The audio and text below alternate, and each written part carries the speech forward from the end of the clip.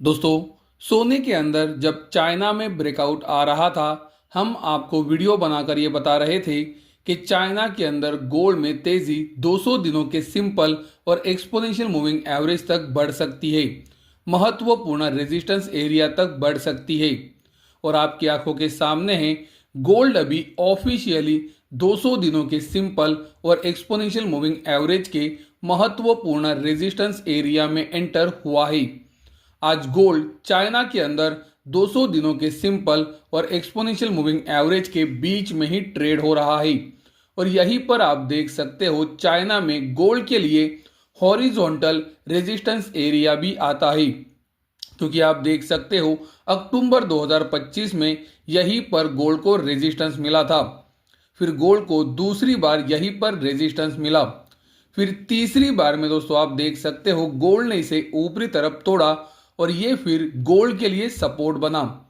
फिर आप देख सकते हो गोल्ड ने यहां पर 3 बार सपोर्ट लिया और चौथी बार में जब गोल्ड ने इसे नीचे की तरफ तोड़ा तो गोल्ड के अंदर एक बड़ी गिरावट आई थी और यही एरिया अभी गोल्ड के लिए रेजिस्टेंस का काम कर सकता है और गोल्ड अभी धीरे धीरे चाइना में इस एरिया के करीब जा रहा है।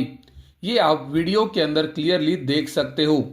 तो जैसे कि हमने आपको बताया था कि चाइना में अगर गोल्ड में ब्रेकआउट आता है तो इंटरनेशनल मार्केट में भी गोल्ड के अंदर तेजी बढ़ सकती है और आपकी आंखों के सामने है कि ब्रेकआउट के बाद इंटरनेशनल मार्केट में भी गोल्ड 200 दिनों के सिंपल और एक्सपोनेंशियल मूविंग एवरेज के बीच में आया है कि नहीं।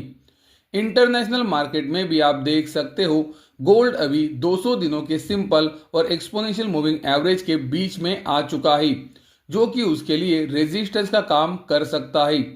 200 दिनों का सिंपल और एक्सपोनेंशियल मूविंग एवरेज ज्यादातर समय महत्वपूर्ण सपोर्ट या रेजिस्टेंस का काम कर सकते हैं। ये एरिया आता है 4310 से $4470 के बीच में। नीचे की तरफ अभी जहां पर गोल्ड ने कंसोलिडेशन किया है वो एरिया आने वाले समय में गोल्ड के लिए सपोर्ट प्रोवाइड कर सकता है। नीचे की तरफ $3980 ये महत्वपूर्ण लेवल रहेगा, क्योंकि आप देख सकते हो ये पूरे कंसोलिडेशन के अंदर गोल्ड ने इसे नीचे की तरफ नहीं तोड़ा है और इसी वजह से गोल्ड के लिए ये महत्वपूर्ण सपोर्ट है। सिल्वर भी दोस्तों आप देख सकते हो चाइना के अंदर अभी 200 दिनों के सिंपल और एक्सपोनेंशियल मूविंग एवरेज के रेजिस्टेंस एरिया में एंटर हो रही है। ये रेजिस्टेंस एरिया के पास ही आप देख सकते हो सिल्वर का महत्वपूर्ण हॉरिजॉन्टल एरिया भी रेजिस्टेंस का आता है, क्योंकि आप देख सकते हो यही से सिल्वर के अंदर एक बड़ी तेजी जनवरी में बनी थी और यही एरिया फिर कंटिन्यूअसली सिल्वर के लिए सपोर्ट किया और यही सपोर्ट एरिया अभी रेजिस्टेंस का काम भी कर सकता है। तो गोल्ड की तरह ही आप देख सकते हो चाइना में सिल्वर रेजिस्टेंस एरिया के करीब जा रहा है। इंटरनेशनल मार्केट में भी आप देख सकते हो, जैसे कि हम आपको बता रहे थे कि अगर ब्रेकआउट आता है तो तेजी 200 दिनों के सिंपल और एक्सपोनेंशियल मूविंग एवरेज के रेजिस्टेंस एरिया तक बन सकती है। आप देख सकते हो सिल्वर अभी इंटरनेशनल मार्केट में भी 200 दिनों के सिंपल और एक्सपोनेंशियल मूविंग एवरेज तक ऊपर आया है। इंटरनेशनल मार्केट में सिल्वर के लिए 200 दिनों का सिंपल और एक्सपोनेंशियल मूविंग एवरेज का रेजिस्टेंस आता है 67 से $70 के एरिया में।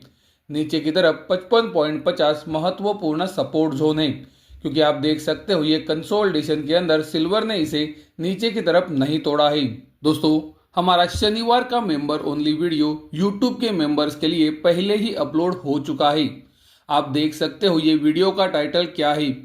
अगर आप ये वीडियो देखना चाहते हो तो ये वीडियो का लिंक हम आपको कमेंट सेक्शन में दे रहे हैं। जब आप ये वीडियो के लिंक के ऊपर क्लिक करोगे तो आपको सब्सक्रिप्शन के लिए पूछा जाएगा।